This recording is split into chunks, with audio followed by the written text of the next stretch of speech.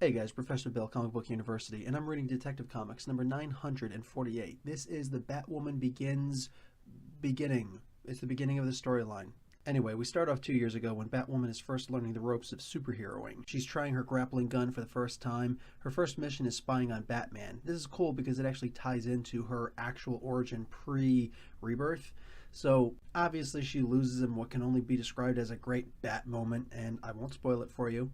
Present day, Batman and Batwoman go to Monster Town where they see the seagulls are turning into monsters just by taking nibbles out of Gotham Bay. Certain parts of the bay have been affected by that giant monster that they took out in Night of the Monster Men. New character, Dr. Victoria October, explains the situation and says that there's a terrorist organization that just smuggled enough of the blood, weaponized by Hugo Strange, to turn a dozen men into monsters as huge as the last one that Batman had to stop.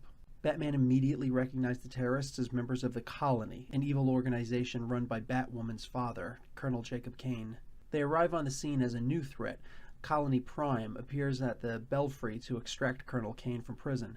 It's funny because Batwoman was actually just visiting him a little while ago. Colony Prime laughs at Batman and says that he studied bats for years and knows how to beat him. He also says that when the Colony needs their most dangerous work done, they don't send an army, they send him. He backs up that threat by shutting down Batman and Batwoman's electrical systems. Guys, I'm going to give this comic a B+. It's kind of slow and it's really just mostly a bunch of posturing in this issue, but it promises a lot. Now, Dr. October is the character that was promised. It's a trans character that writer James Tynion IV has promised.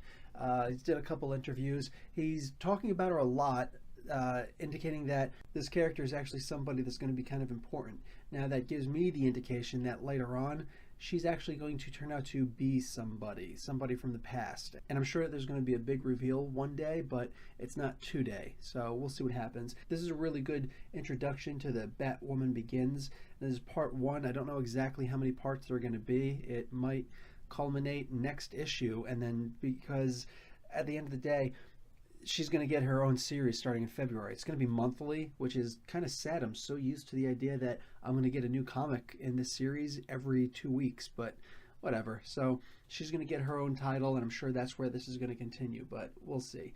In the meantime, this is Professor Bill, Comic Book University. Class dismissed.